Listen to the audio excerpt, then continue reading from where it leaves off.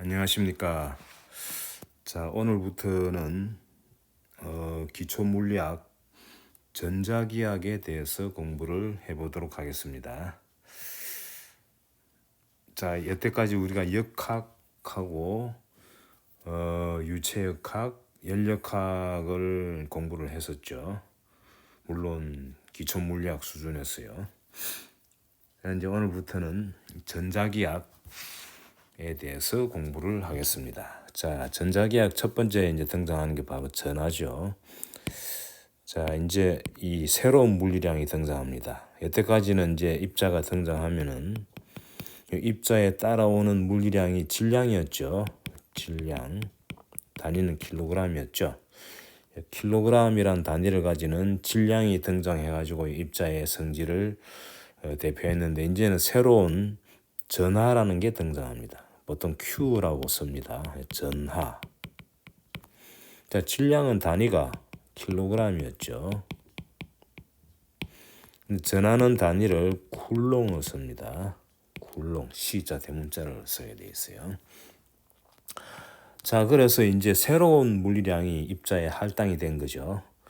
자, Q라는 전하가 이제 전하를 띤 입자가 놓이게 되면은 이제 여기에 새로운 물론 이제 역학의 범주 안에 들어갑니다만은 힘을 받고 움직이고 이제 이런 현상은 일어나는데 새로운 어떤 물리 현상, 전하에 관계되는 물리 현상을 공부하게 됩니다. 그게 바로 전자기학입니다. 자, 그래서 처음 이제 등장하는 게 바로 이 쿨롱의 법칙 하는 겁니다. 참고로 이 C라는 단위 C가 쿨롱, 읽을 때 쿨롱이라고 읽습니다. 이 바로 쿨롱의 법칙에 이 사람 이름이죠. 이 쿨롱을 따가지고 단위로 쓴 거죠. 자, 전하가 만약에 두 개가 이렇게 놓이게 되면은 하나는 막 Q1, 전하가 Q1이고 요건 전하가 Q2라 그럽시다. 물론 이제 질량도 있겠죠. 이제 앞으로 질량은 뭐 표시를 안 하겠습니다. 자, Q1이라는 전하하고 Q2라는 두 전하가 이렇게 놓이게 되면은 거리를 R이라 그럽시다. 떨어진 거리를 R이라는 거리를 떨어져 있게 되면은 요 Q1, Q2 사이에는 서로 이제 힘이 작용합니다. 참고로 힘이란 얘기 나올 때는 반드시 주체를 생각해야 됩니다. 힘의 주인공이 뭐냐는 게 중요해요. 그게 Q1, Q2가 등장하면 힘이 하나만 등장하는 게 아니죠. Q1이 받는 힘이 있고 Q2가 받는 힘이 있습니다. 그래서 그걸 이 표기할 때는 정확하게 표기를 해줘야 됩니다. 자, 지금은 이제 시작하는 단계니까 이 두 개 사이에 작용한 힘은 우선에 이 방향과 힘은 방향과 크기 다 있죠. 벡터니까. 방향은요, Q1을 중심으로 하든 Q2를 중심으로 하든 표현이 똑같기 때문에 일단은 총칭적으로 이렇게 쓰겠습니다. 방향은 만약에 Q1, Q2가 여기 이제 이 전하라는 게 참고로 이게 플러스가 될 수도 있고 마이너스 될 수 있습니다. 이게 같은 부호면은 이때는 청력, 밀어내는 힘이죠. 밀어내는 힘이 작용한다. 방향이 이제 밀어내는 쪽이라는 얘기죠. 하지만은 만약에 두 개 부호가 다르면은 다른 부호이면은 이렇게 합시다. 요때는 인력이 작용합니다. 서로 잡아당기는 힘이죠. 당기는 힘이 작용한다.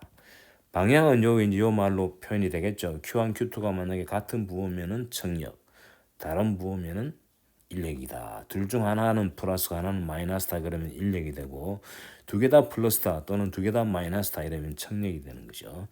자, 크기는요. 요 크기 이거는 거리의 제곱에 반비례하고 전하의 곱에 비례합니다. 여기 비례합니다. 근데 비례 상수를 보통 K라고 그래서 써주죠. K.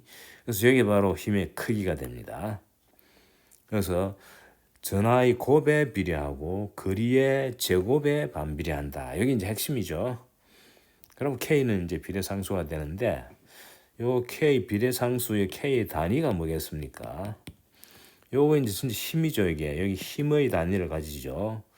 그 K의 단위에다가 전하의 단위를 두 번 곱하고 거리 단위를 두 번 나눠주면은 힘이 되니까 K의 단위는 요거는 뉴턴이 되는데 요 전하 두 개를 곱해가 되니까 나눠줘야 되겠죠. 쿨롱 제곱 분의 그다음에 R 거리니까 미터 제곱. 여기 바로 이 K라는 요 비례상수입니다. 이 단위가 이렇게 되고요. 실험적으로 이제 사실은 알 수가 있는데요. K 값은 사실은 실험적으로 나와 있습니다. 그 값이 얼마냐면은 좀 정확히 표현하면 8.9876 곱하기 10의 9성 아까 이 단위 얘기했죠. 뉴턴 미터 제곱을 쿨롱 제곱으로 나누면 요 값이 되는데 8.9876이면 그냥 대충 그냥 9.0 이렇게 놔도 상관없습니다. 뉴턴 미터 제곱 퍼 쿨롱 제곱. 저 K 값은 실험적으로 정한 거니까 이건 그냥 이대로 사용하면 되겠죠. 근데 이제 숫자로 대입하기 복잡하니까 그냥 계속 K로 쓰겠습니다. 자, 그래서 이제 쿨롱이라는 사람이 이제 발견한 법칙이죠. 전하 두 개가 공중에 놓이게 되면은 서로 이렇게 밀거나 잡아당기는 힘이 작용한다. 자, 그래서 이제 전하가 대충 이제 1쿨롱이 어느 정도 되느냐를 알려면은요, 사실은 이제 예를 들어 가지고 양성자 있죠. 자, 예를 들어서 뭡니까요? 양성자. 수소 원자 안에 양성자 핵안에 양성자가 들어가 있죠. 프로톤이라 그러죠. 저 양성자의 전하가 얼마냐? 보통 이제 Q에 프로톤이니까 P자로 이렇게 써주면 되겠죠.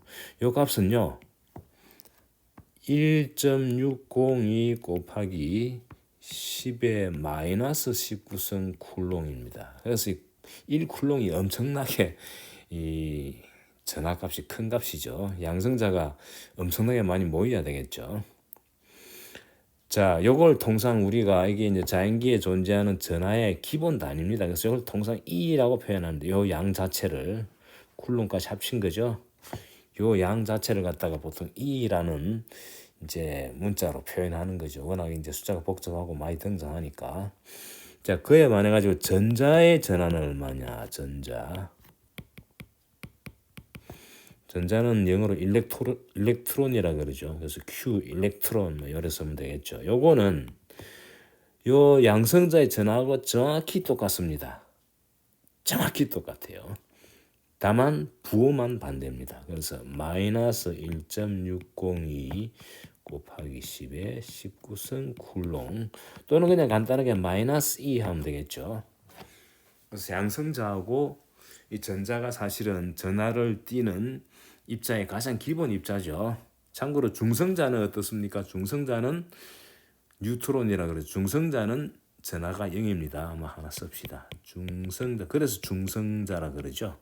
중성자의 전하 Q 뉴트론이죠. 뭐 N자로 쓸까요? 요거는 0이다는 게요. 그래서 이 전하라는 게 사실 자연계에 존재하는 형태를 보면은 스몰 e라고 표현한 요 값에 이 정수배만 가능합니다. 뭐 참고로 제가 말씀드리는데 질량이라는 물리량하고 좀 이제 차이점이 있다면은 참고로 이 전하라는 물리량하고 질량이라는 물리량 성질 차이가 전하는요 플러스도 있고 마이너스도 존재하죠. 질량은 플러스만 존재한다는 측면이 있고요. 그리고 전하는요 아까 방금 말씀드린 요 E의 정수배만 가능합니다. 이걸 우리가 많이 이용하진 않는데 참고로 말씀드립니다. 질량은 이런 조건이 없어요. 조건이 없습니다. No 이제 restriction, no 제약, no 조건 이런 게 없습니다. 이게 전하는 좀 독특하죠. 그러니까. 그리고 질량은요 두 질량을 합치면은 새로운 질량이 되는데 우리가 통상 질량은 보존된다고 보지만 핵 반응으로 들어가면 이 보존이 안 되죠. 하지만 전하는 총 전하값은 항상 보존됩니다. 총 전하의 양은 변하지 않다는 그런 특징이 있습니다. 항상 보존된다. 요거는 그렇지 않습니다. 이런 차이가 있다는 것만 참고로 제가 말씀드립니다. 전하가 이제 처음 나왔으니까. 자, 그래서 이제 전하가 이 공중에 있으면은 굴렁 힘을 받는다는 걸 아까 식으로 소개를 했는데, 사실은 이제 이 전하가 두 개가 존재하면은 서로 이제 밀고 당기는 힘이 작용한다는 거에 유사하게 질량도 사실은 서로 이 힘이 작용하죠. 우리 이미 배웠죠, 역학에서. 그걸 뭐라 그랬습니까? 중력이라 그랬죠. 그래서 만약에 이 양성자하고 전자를 제가 소개했는데, 양성자하고 전자가 존재한다면, 예를 들어서 수소 원자를 보겠습니다. 자, 수소 원자의 모형을 보면은 핵이 있고요. 가에 이제 전자가 궤도를 돌고 있죠. 이렇게. 참고로 핵 안에는 양성자가 있습니다. 플러스 양성자가 있습니다. 핵인데, 사실 수소 원자 경우에는 핵 안에 양성자 하나만 있는 경우도 있고 또 중성자도 있는 경우도 있는데, 지금 중성자는 뭐 정기적으로 이 전하가 0이니까 그리지 않았죠. 이제 핵 안에 이제 양성자가 있고 여기 전자가 있습니다. 전자는 마이너스로 보통 표현하죠. 양성자는 플러스로 양성자가 있고요. 여기 이제 반지름이 있죠. 대충 이 R 값이 수소 원자에서 R 값이 대충 얼마냐 하면은 이게 대략 5.3 곱하기 10의 마이너스 11승 미터쯤 된다 그래요. 자, 그러면 말이죠. 이제 양성자하고 전자가 이제 수소 원자 안에 이제 모형을 그렸는데, 양성자는 상대적으로 무겁습니다. 참고로 양성자의 질량은요, 얼마냐? 양성자의 질량은 대략, 이건 대략입니다. 1.67 곱하기 10의 마이너스 27승 킬로그램이고요. 전자의 질량은요, 대략 9.11 곱하기 10의 마이너스 31승 킬로그램입니다. 그 양성자의 질량이 이게 마이너스 27이고 마이너스 31이니까 훨씬 무겁죠. 그래서 사실은 이 핵 안에 양성자는 거의 정지됐다고 보면 되고, 전자가 이제 빙빙 돌고 있는 이제 그런 모형이죠. 자, 그럼 이제 질문이, 지금 우리가 힘을 방금 배웠지 않습니까? 이 핵 속의 양성자하고 바깥에서 도는 전자 사이에는 쿨롱 힘이 작용합니다. 자, 그래서 이제 전자가 받는 힘 기준으로 하겠습니다. 자, F 양성자에 의하여 전자가 받는 쿨롱 힘 얼마냐 계산을 해보면요, 여기 크기하고 방향이 있죠. 이것을 막 그냥 지금은 크기하고 방향. 자, 방향은 어느 쪽이겠습니까? 양성자는 플러스고 전자는 마이너스니까 두 부호가 서로 반대죠. 그때는 인력이 되죠. 인력이라고 쓰면 됩니다. 그 인력이 뭡니까? 전자 입장에서 보면은 그 핵을 향하죠. 그래서 핵을 향한다. 이 핵이 중심이죠. 그러니까 중심을 향하는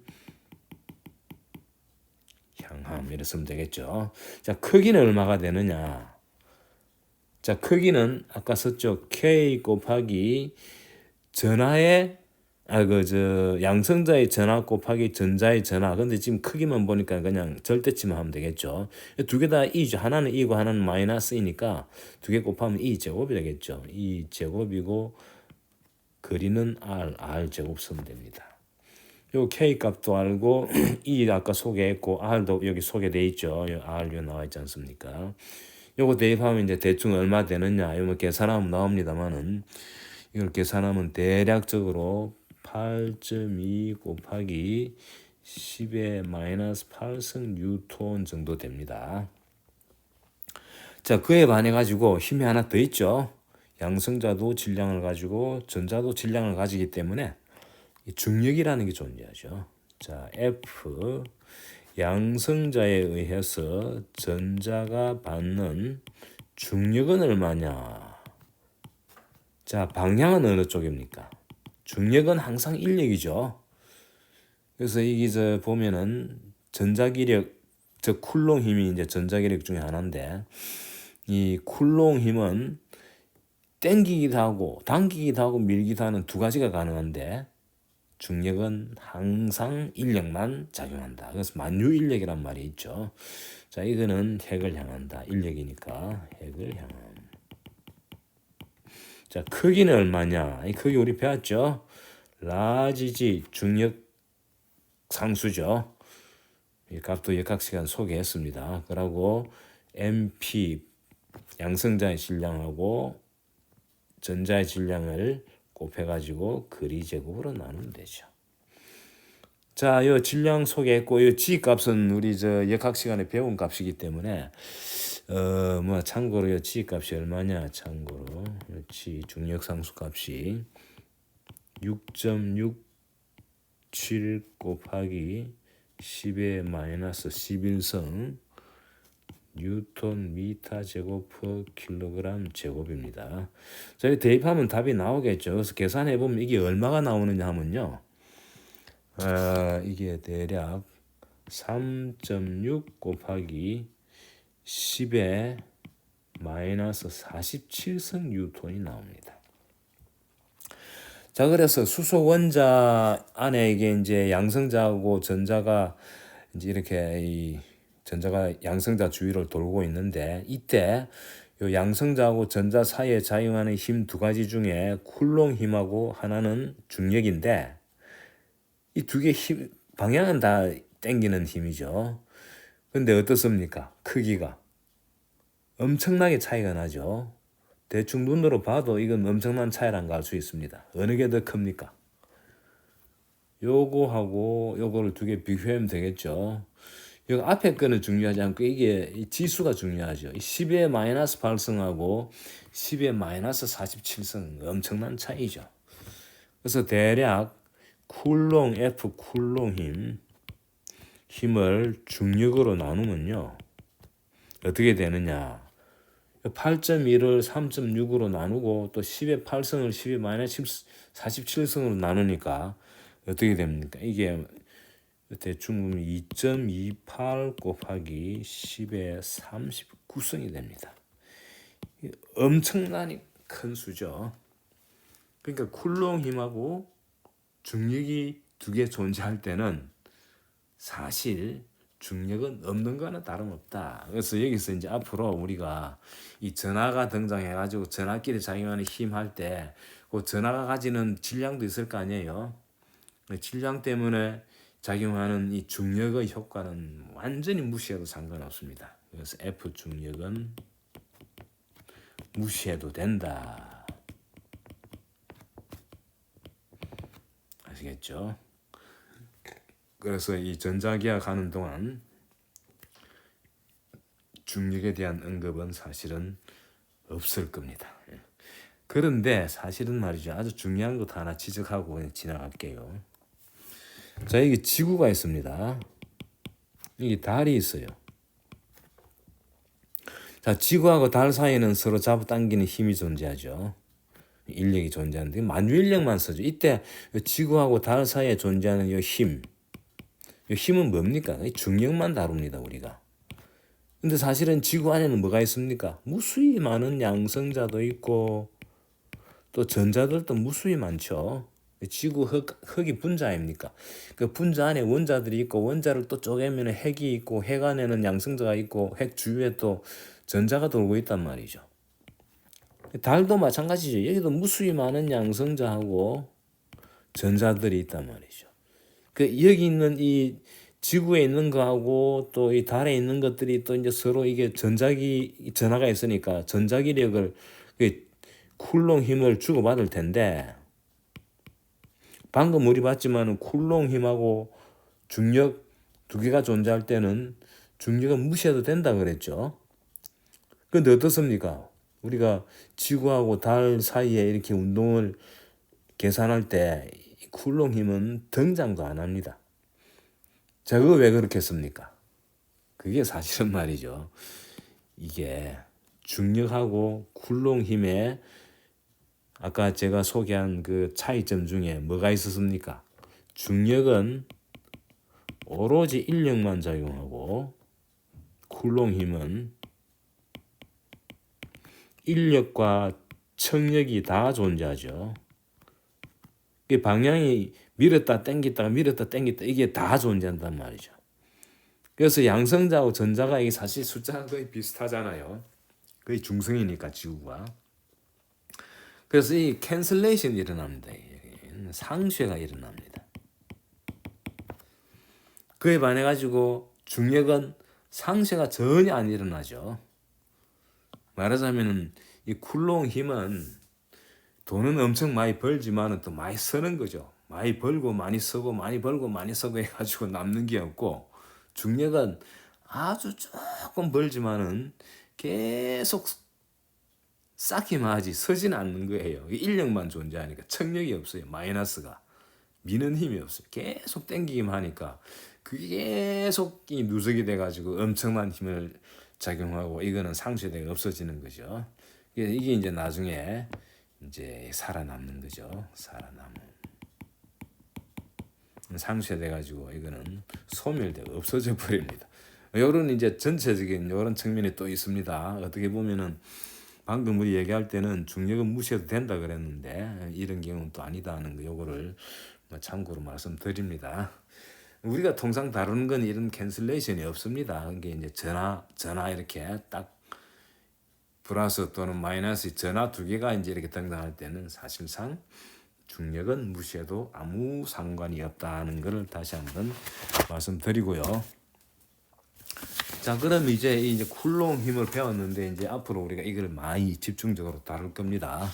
그래서 이거를 좀 더 이제 깨끗하게 식으로 표현하는 것을 소개하겠습니다. 자, 이제 쿨롱 힘이라는 게 등장하는데, 자, 항상 힘은 제가 여러 번 강조합니다만은 등장할 때마다 주인공이 있습니다. 누가 받는 힘이냐 이게 중요해요. 그냥 입자 두 개 등장하면 그 사이에 힘이 있다 이렇게 힘 하나만 있다 이게 아니고요. 입자가 두 개가 등장하든 몇 개가 등장하든 어느 입자가 받는 힘 딱 이렇게 명시를 해줘야 됩니다. 그래서 입자가 두 개 있으면 둘 중 하나는 이제 라지 Q로 쓰고 나머지 하나는 스몰 Q로 쓰고요. 참고로 이제 요걸 주인공이라 그러겠습니다. 요건 이제 배경으로. 왜냐하면 쿨롱 힘은 하나를 딱 잡고 주인공 잡아줘야 되거든요. 물론 라지 Q를 뭐 주인공 해도 상관없습니다. 근데 그 둘 중에 하나를 갖다가 주인공으로 삼기 위해서 그냥 스몰 Q로 쓰겠습니다.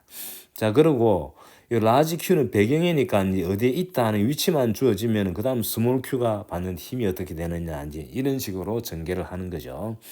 그래서 F에 라지 Q에 의해서 스몰 Q가 받는 힘, 이걸 보겠습니다. 자, 여기에 일단 이 좌표를 설정하지 말고요. 라지 Q에서 스몰 Q를 향하는 요 벡터, 요 벡터를 갖다가 그냥 막 편의상 R이라 그러겠습니다. 뭐 정확히 하려면 라지 Q에서 스몰 Q라고 요 밑에다가 라지 Q에서 스몰 Q를 향하는 벡터다. 뭐 이렇게 써주면 더 정확하겠지만 복잡하니까 그냥 R만 씁시다. 자, 그랬을 때 말이죠. 이 힘을 이제 표현하는 방법이 있습니다. 아까는 그냥 방향 따로 크기만 따로 했죠. 자, 이거 이제 쓰면은 제대로 쓰면 이렇게 됩니다. 자, K 써주고요. 이 R이라는 요 벡터 있죠. 이 R이라는 벡터의 절대치를 제곱해주면 바로 거리의 제곱이 되죠. R이라는 벡터의 절대치가 바로 거리지 않습니까? 이게 벡터가 아니죠. 스칼라죠. 그걸 제곱해주고 라지 Q하고 스몰 Q를 곱한 다음에 이제 방향이라는 거 써야 되지 않습니까? 그래서 이 방향을 라지 Q에서 스몰 Q를 향하는 요 단위 벡터를 하나 스몰 r 해트라 그럴까요? 그래서 r 해트를 하나 여기에 붙여주면은 해결됩니다. 요게 이제 바로 자, 여기에 스몰 Q에 의하 라지 Q에 의하여 주인공인 스몰 Q가 받는 힘이다 이렇게 됩니다. 저 근데 아까 얘기할 때 이 방향을 얘기할 때는 무조건 그냥 하나만 있는 게 아니고 두 가지 가능성이 있다 그랬죠. 뭡니까? 라지 Q하고 스몰 Q가 부호가 같으면 청력이고 다르면 인력이라 그랬죠. 그게 이 시간에 들어가 있죠. 참고로 K 요거는 비례상수력의 양수입니다. K는 항상 양수예요. 그리고 거리 제곱 분모도 양수죠. 근데 라지 Q하고 스몰 Q, 라지 Q하고 스몰 Q가 만약에 부호가 같으면은 양수고 부호가 다르면 음수죠. 그래서 여기에 부호가 같을 때 요건 부호가 다를 때 아닙니까? 요거는 그러니까 라지 Q, 스몰 Q 두 개 곱한 게 플러스 되기도 하고 마이너스 되기도 한다는 얘기죠. 그래서 만약에 부호가 같으면 어떻게 됩니까? 라지 Q, 스몰 Q가 양수가 돼버리니까 스몰 Q가 받는 힘은 레디알 방향이 돼가지고 청력이 돼버리죠. 그에 반해서 라지 Q하고 스몰 Q가 다르면은 그때는 0보다 작아져가지고 라지 Q, 스몰 Q가 음수니까 음수 곱하기 R넷 하니까 방향이 거꾸로 돼가지고 인력이 되는 거예요.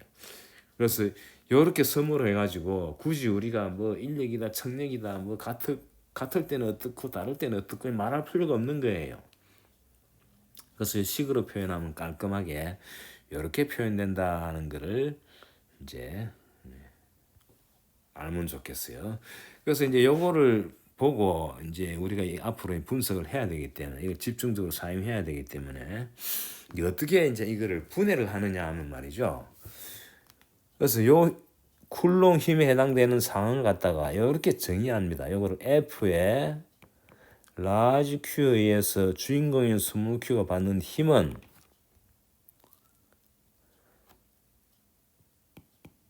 전기장 E, 요거는 라지 Q에 의하여 만들어지는 전기장에다가 스몰 Q가 요 등장하지 않습니까? 스몰 Q를 딱 빼주는 거예요, 이렇게.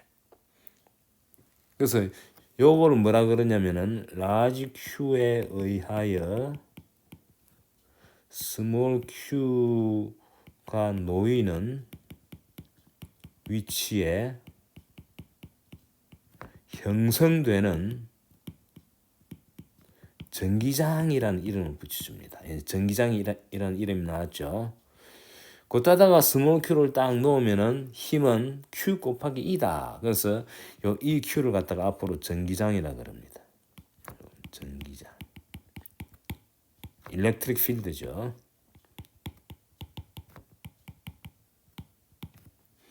그래서 요 전기장이 이제 어떻게 되느냐. 그래서 이제 이렇게 됩니다. Q가 탁 등장했습니다. 근데 스몰 Q는 아직 등장 안 했어요. 이제 배경만 등장한 거예요. 그러면은 Q가 등장하면은 Q가 등장했단 말이죠. 그럼 이 주위에 뭐가 생기느냐? 이 주위에 전기장이 형성된다. 이렇게 표현하는 거예요. 전기장이 어디에 형성되느냐? 온 천지에 다 생깁니다. 그런데 그 전기장의 크기가 각 위치마다 다 달라요. 방향도 다 다르고. 자, 그런데 문제는 이제 스몰 Q가 등장할 때 스몰 Q를 어디 놓느냐에 따라 가지고 이 전기장의 위치가 전기장의 크기가 달라지죠. 방향도 달라지고. 그래서 그렇게 이제 분해를 해가지고 전기장 개념을 이렇게 도입하면은 이 전기장이 뭐가 되느냐 이 식 보면 바로 알 수 있죠. 이 전기장은 바로 힘에다가 스몰 Q를 나눠주면 됩니다. 그때 생기는 전기장, 자 이제 이 Q를 적으면 이렇게 됩니다. Q에 의한 전기장은 K 곱하기 라지 Q 오브 R 제곱의 R 해시다. 여기에 바로 전기장 공식이고요. 자, Q가 놓이면 이 주위에 이제 전기장이 쫙 생긴다는 얘기죠. 그래서 이 R 벡터, R 벡터가 뭐냐면은 Q의 위치에서 Q의 위치는 딱 정해졌죠. Q 배경에 딱 주어졌으니까 임의의 점까지의 벡터입니다. 그리고 R 햇은 이 R 방향이 단위 벡터죠. 단위 벡터는 우리 역학에 배웠죠. 요거를 크기로 나눠주면 되죠. 참고로 R의 크기는 뭡니까? R의 크기는 R이라는 이 벡터를 덧해가지고 루트 해주면 되죠. 이렇게 주어지고요. 자, 이 Q를 갖다가 원점에 놓으면 말이죠. 원점에 둠. 그러면 R이 바로 좌표가 돼가지고 X, Y, Z 열을 쓸 수 있습니다. 그래서 Q 배경에 등장하는 Q를 아예 그냥 Q 자리를 원점으로 이렇게 놔버립니다. 이렇게 여기 이제 X축이고 Y축이고 Z축 이렇게 잡으면 여기 라지 Q가 놓이고요. 자, 임의의 벡터가 이렇게 주어지면 여기는 바로 임의의 점이죠. 이 점이 어디 될지는 이제 X, Y, Z의 값에 의해서 주어지는 거죠. 이렇게 좌표가 주어지는 거죠. 이렇게. 그래서 여기 이제 X, Y, Z라는 좌표고요. 이 R 벡터를 표현하면은 R의 X 성분이 X고 Y 성분이 Y고 Z 성분이 Z다. X, Y, Z에선 X, Y, Z 축을 향하는 단위 벡터죠. 자, 다음 시간에 이제 자세한 공부를 하겠습니다. 오늘 여기까지 하겠습니다. 수고하셨습니다.